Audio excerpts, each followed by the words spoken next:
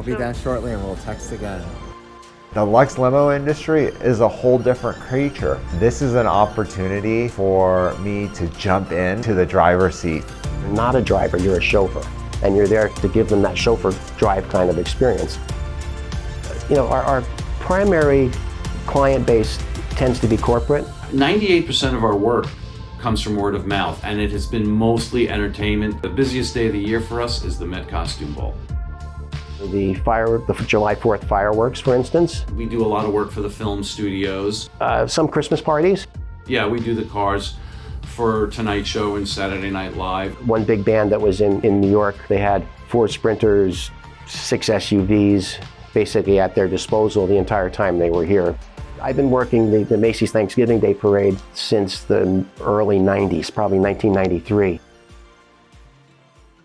Stretch limousine started fading out. They thought the stretch limousine portrayed the fat cat executive, and the industry started shifting from limousines to SUVs. And now what we're seeing is that a lot of clients who were in SUVs are starting to look more for Mercedes Sprinters or Ford Transit vans or some of the nicer vans. We do some cars for the Met Gala, and this year was the first year I don't think we had any SUVs there. We had all Sprinters there. We're the high end. I love McDonald's, but we're the Palm. The luxury bases tend to have high levels of consistent service. So we spend a great deal of time and effort in keeping our fleet new, doing a lot of training with our chauffeur staff. The chauffeur gets 2 keys. One in the pocket at all times.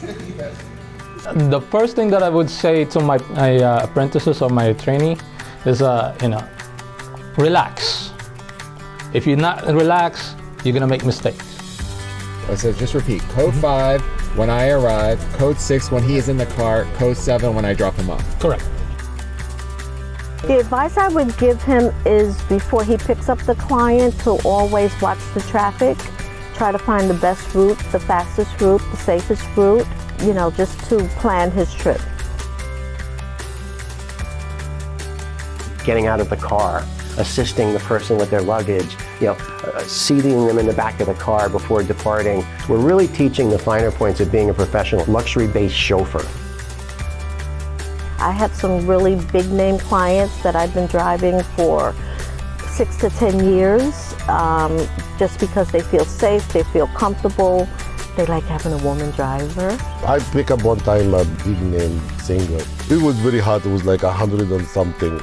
And she don't want any air condition, she don't want anything. And we've been driving all day in Manhattan.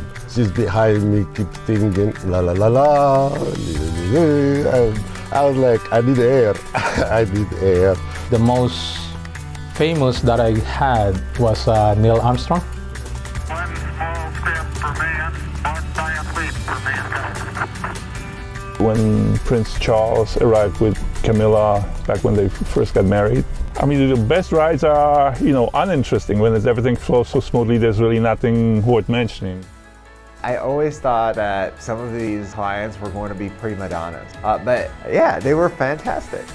I hear stories every single day, and so this is a very tough job, a job that requires a lot of patience and resilience because you're meeting a lot of different people and a lot of different personalities, and all of that is incredibly important to have a level set mind and to be balanced and fair for all of our clients.